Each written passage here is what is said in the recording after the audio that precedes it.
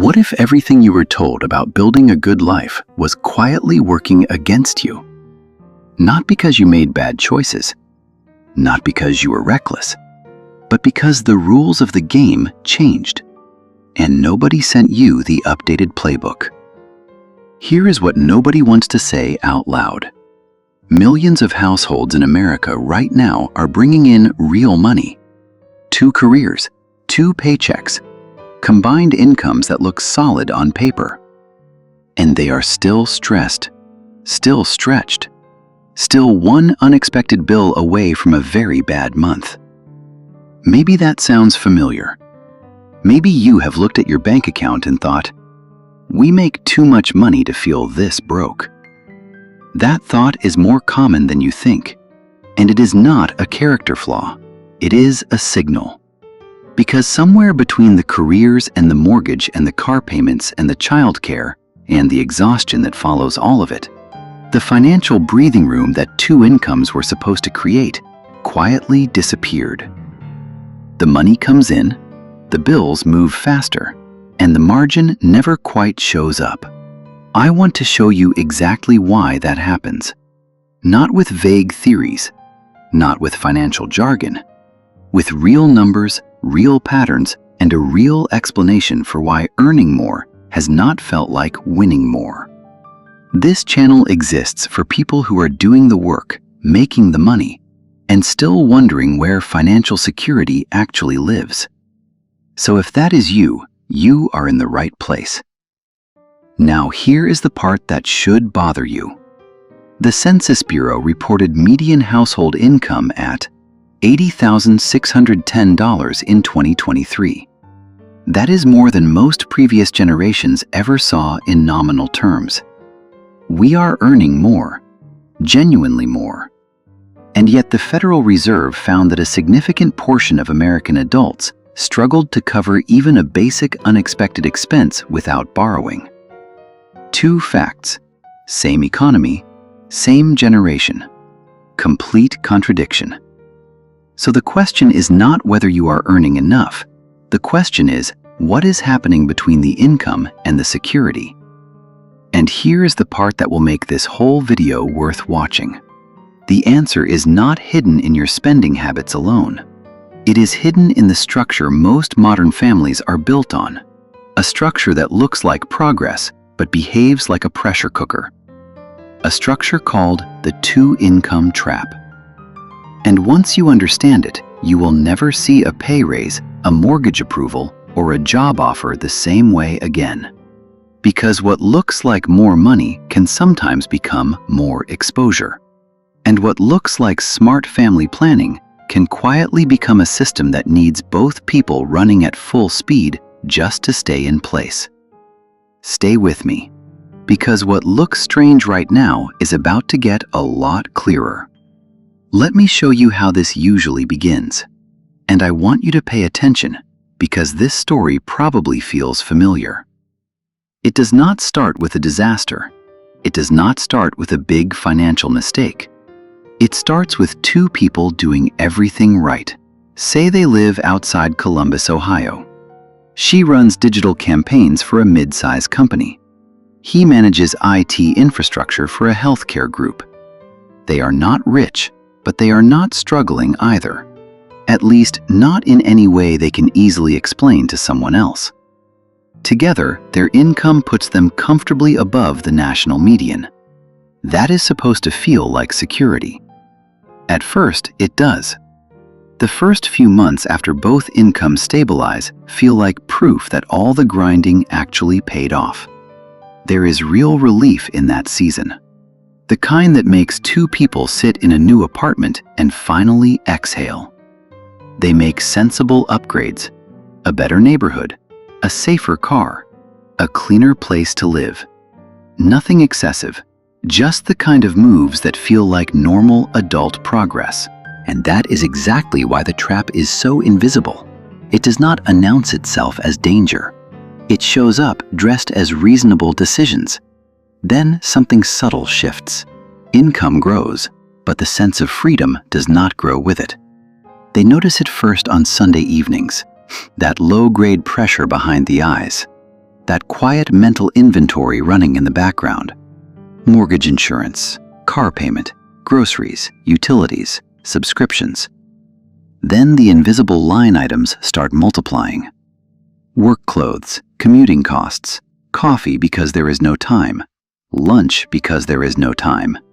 Then childcare enters, or after-school programs, or summer coverage that exists for one reason, because both parents are gone all day and the household cannot run itself.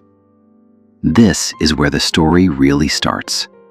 Because the second income is not entering a quiet financial system, it is entering a system that instantly expands to meet it. And once that happens, the household is no longer using two incomes to get ahead. It is using two incomes to hold its position. That difference sounds small. It is not. It is the difference between building wealth and defending obligations. The first warning sign is that raises stop feeling like raises. They feel like temporary relief before the next cost catches up. One salary bump covers higher insurance. Another disappears into rent or property taxes. Another gets absorbed by daycare before the month is even over.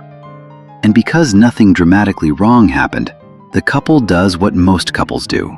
They look inward. Maybe we need a tighter budget. Maybe we eat out too often. Maybe we are just not disciplined enough. That self-blame is part of the pattern. It keeps people focused on personal failure when the architecture around them is the real culprit. Then come the quiet testimonies. Not posted publicly, whispered in kitchens, group chats, and hushed dinner conversations. We make good money. So why do I still hold my breath when the car makes a weird noise? How are we pulling in this much and still timing grocery runs around the credit card due date? Why does every month feel recoverable, but never actually comfortable? These are not the words of irresponsible people. These are the words of compressed people. Adults squeezed between rising fixed costs and the social pressure that says two incomes should solve everything. Then something strange happens on the lender's side. The household looks stronger to the bank at the exact moment it becomes weaker in real life. Because banks look at combined income, they see capacity, they see qualification. They do not feel the exhaustion. They do not model for burnout. They do not ask, what happens if one of them needs to stop? So the family qualifies for more house. And because schools matter, commute time matters, safety matters, they stretch. Not recklessly, lovingly, actually. They tell themselves they are buying their children better access, a safer environment, a stronger foundation. But when many families do that at the same time, the problem stops being personal. It becomes systemic.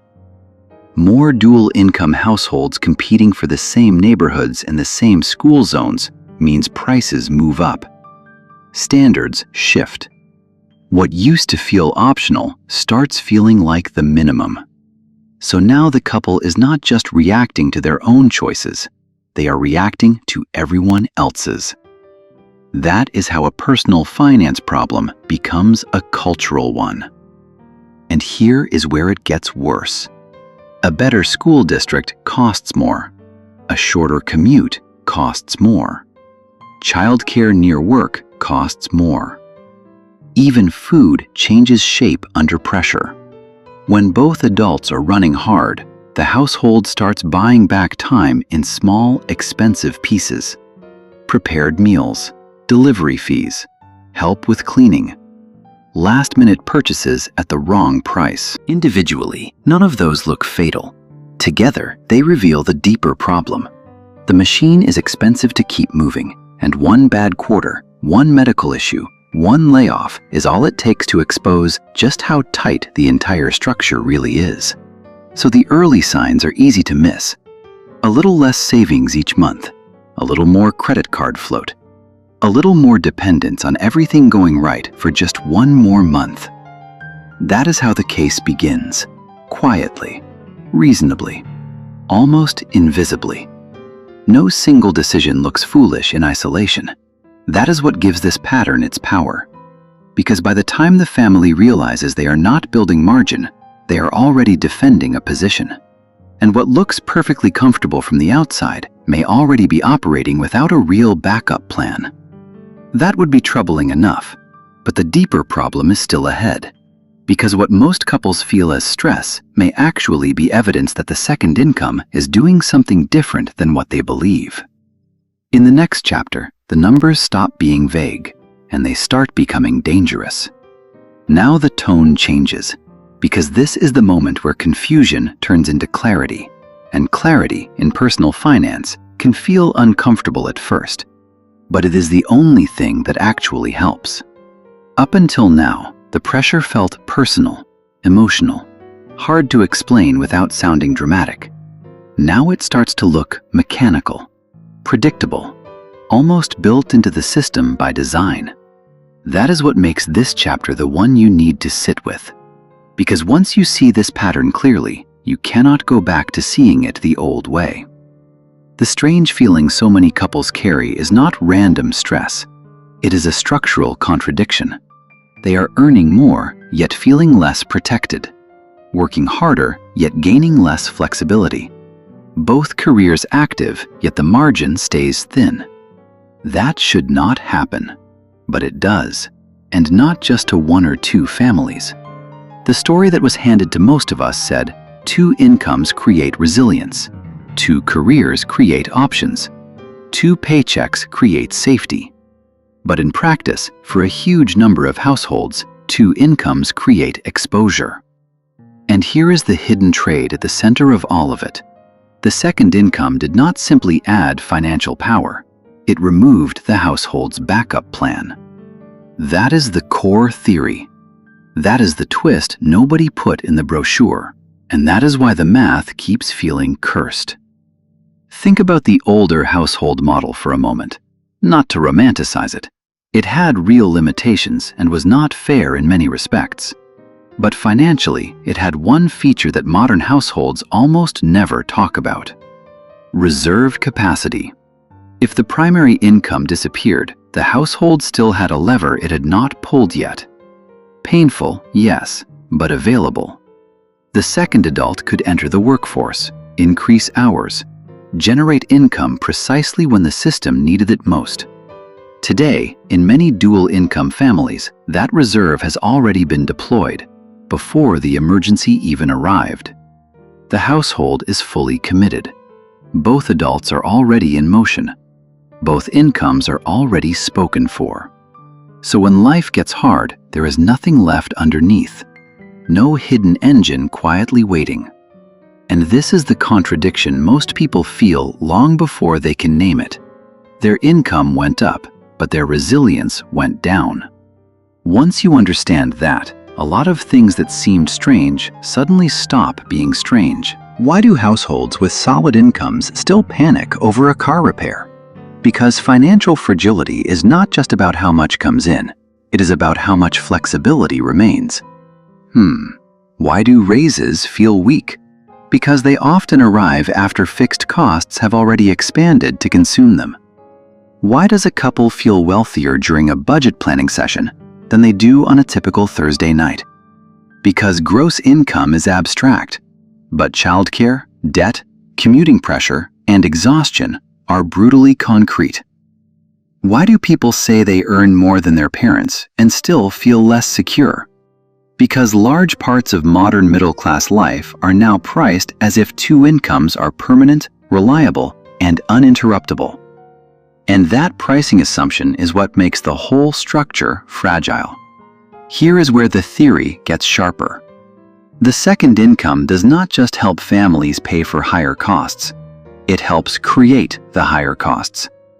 Not through personal irresponsibility, through the way markets respond to collective behavior.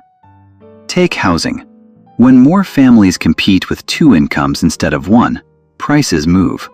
Especially near better schools, safer neighborhoods, and areas with shorter commutes, the competition intensifies fast. So what happens to those prices?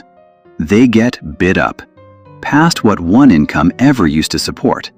That means the second income, which was supposed to buy freedom, gets converted into a higher entry fee. A fee to live in the right zip code. A fee to be near a school that actually functions.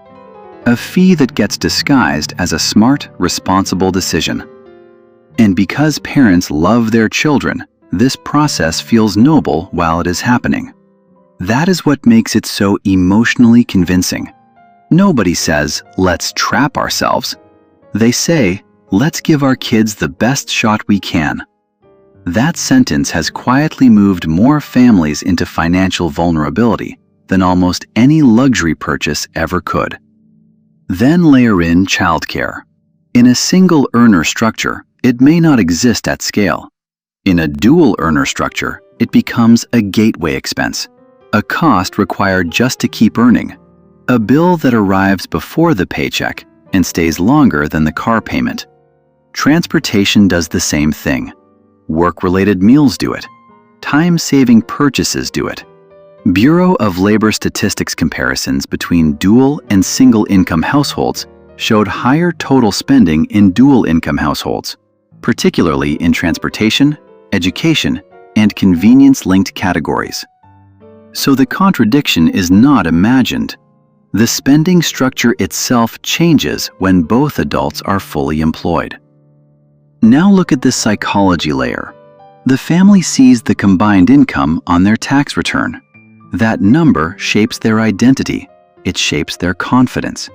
It shapes what they believe they should be able to afford. And that belief is powerful.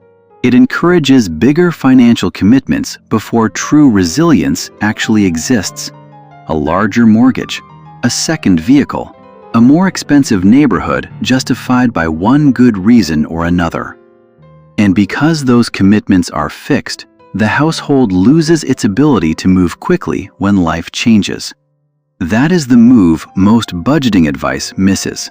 The real risk is not overspending on restaurants. It is locking your entire life into non-negotiable obligations. Once those obligations harden, income stops being a tool for building. It becomes a life support system for maintaining. And that explains why solid earners can still feel chronically unsafe. Take a household that sounds like a success story. Nothing flashy, nothing extreme. Just two working adults doing what they were supposed to do. One partner earns $78,000. The other earns $56,000. Combined, $134,000 a year. That number sounds like a rival. Like they should be building real wealth now. Like security should finally feel close. That is exactly the illusion worth examining. Because the gross number creates a confidence that the monthly reality cannot back up. Start with taxes. The second income does not arrive whole. A real portion disappears before it hits the account. Because of the way progressive brackets work, that second paycheck gets taxed at a higher marginal rate than the first income alone. Add state income tax and payroll taxes, and that $56,000 starts the journey to net already diminished. Then comes housing. Not a mansion, not something irresponsible, just a house in a decent area near decent schools with a commute that does not require a lifestyle sacrifice. And that word, decent, has quietly become one of the most expensive words in modern American family life. The mortgage is higher than they expected. Property taxes are higher than they expected. Insurance, maintenance, and the monthly cost of ownership follow. Then children arrive. And this is where the second income stops looking like extra income and starts looking like assigned income. Childcare Aware of America reported a national average annual childcare cost above $11,000 in 2023. And in many states, 2 children exceed the average monthly mortgage payment. Read that again. Childcare is not a side bill for millions of families. It behaves like a second housing payment, That is before school breaks, late pickup fees, or summer coverage gaps that nobody prepares for in advance. Now add transportation. A dual-income household is not running one life logistically, promise that came attached to them. People were told the second income would create margin, investments, vacations, and peace. Instead, it was captured. Housing took its share. Childcare took its share. Commuting and taxes took theirs. Convenience took its share. Aspirational neighborhood standards took theirs. And the whole thing happened through decisions that each looked reasonable in isolation. Nobody said, let's spend everything we earn. They said, let's give our family the best we can. And the market made that sentence expensive. So what really happened here? The second income was not wasted. It was absorbed, converted into access and maintenance inside a more expensive version of ordinary life. That is different from prosperity. That is different from wealth. And it is very different from the financial security that was supposed to come with it. Security means the household can bend without breaking. It means one bad month does not rewrite the year. It means a job loss is painful, not immediately catastrophic. For too many families, the second income did not buy that. It bought participation in a cost structure that now demands constant output just to stay current. And once you see that clearly, only one question remains. If this is the trap, what exactly is the way out? Because the answer is not simply to earn more. In many cases, earning more without redesigning the structure just feeds the machine. In the next chapter, we move from diagnosis to action, and we build a way out that actually restores margin. Here is where everything changes, because knowing the trap exists is only half the work. The other half is building a life that does not need perfect conditions just to stay standing. And before anything else, let me be direct about something important. Nothing in this video is a personalized financial recommendation. This is educational content. Every household is different. What you do with this information should reflect your own situation and, when needed, a qualified financial professional. But the principles here are real. They are practical. And for a lot of families, they are overdue. So let's get into it. The first move is not a budget cut. It is not a side hustle. The first move is to calculate your true survival number, not your lifestyle number, not the amount you currently spend and call normal. Your actual minimum monthly requirement to keep the household stable. Mortgage or rent, utilities, insurance, basic food, transportation to work, minimum debt payments, essential childcare if truly unavoidable. That number tells you something most couples have never asked. What does our life actually cost, stripped of everything that is optional? Because most families budget in the wrong direction. They look at what they currently spend and assume all of it is fixed. It is not. Some of it is structural. Some of it is emotional. Some of it is pure exhaustion. And once you separate those layers, you start seeing where the real choices actually live. The second move is what I call the one income test. Ask this directly. If one income disappeared tomorrow, what breaks first? Not comfortably, not elegantly, just, could this household survive 6 months without one paycheck, without immediately collapsing? If the honest answer is no, that is not a judgment. That is a pressure point. And pressure points are exactly where to start. Maybe the mortgage is too high relative to one income. Maybe the second vehicle is carrying more cost than it looks. Maybe childcare is consuming so much of the second paycheck that it is barely generating real wealth at all. These are not personal failures. They are structural vulnerabilities. And structures can be redesigned. The third move is the one most people resist the hardest. Lower fixed costs before chasing higher income. I understand why that sounds like going backward. It does not feel ambitious. But here is what I have seen consistently. BLS data show housing and transportation alone accounted for over half of average household spending in 2024. And tax refunds directly into cash reserves. They trim recurring costs that are adding zero actual stability to their lives. Within a year, they are not millionaires, but something more important happens. The panic level drops. The credit card balances stop growing. The next repair does not feel like an emergency wearing a disguise. Within 2 or 3 years, the household is not richer in appearances, it is richer in options, and options are what security actually feels like. You do not beat the two-income trap by winning a status competition.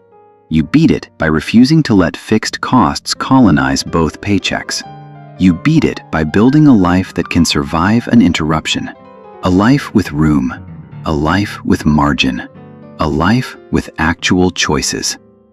And in the final chapter, one question still needs an answer. If you understand the trap and start making better decisions, what kind of life are you actually building? So now you can see the full picture, and I want you to sit with it for a moment before we close. The problem was never just that life got expensive. The real problem was building a life that needs both incomes just to stay standing. That is why so many smart, hard-working couples feel financially confused despite doing the right things. They are not failing the obvious way. They are succeeding into a structure that quietly removes their margin. And once margin disappears, stress becomes the default setting. Here is what this entire journey came down to. High household income is not the same thing as financial safety. Cash flow is not security. A bigger mortgage is not stability. And a polished-looking life is not the same thing as a resilient one. Real security tends to look quieter than most people expect. It looks like lower fixed costs. It looks like cash reserves you actually have. It looks like the ability to say no to an opportunity because you are not desperate for it. It looks like the ability to survive if one person gets sick, burns out, or simply needs to step back. That is not a luxury. That is the actual goal. So here is the practical path in plain language. Know your real survival number. Test your household against one income. Reduce what is locking you in place. Build your emergency fund before you build your lifestyle further. Attack high-interest debt with focus. Give the second income a job and hold it to that job. Stop letting fixed costs grow every time income grows. Separate real needs from exhaustion spending. And run a stress test on your life twice a year. The error most households make is not recklessness. It is confusing the appearance of financial strength with the structure of it. Do not let a tax return number convince you that your household can absorb any shock. Test it. Know your actual number. Do not wait for a crisis to discover how fragile your arrangement really is. Because the families who thrive financially in the modern economy are not always the ones earning the most. They are the ones who preserved their flexibility, who refused to let every raise become a permanent new obligation, who kept a backup plan instead of deploying it just to look like they are winning.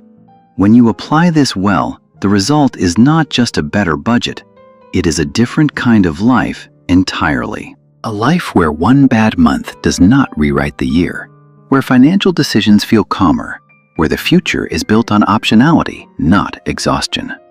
And here is the question I want to leave you with tonight. How many households right now believe they are building real wealth, when in reality, they are financing a very expensive version of looking like everything is fine?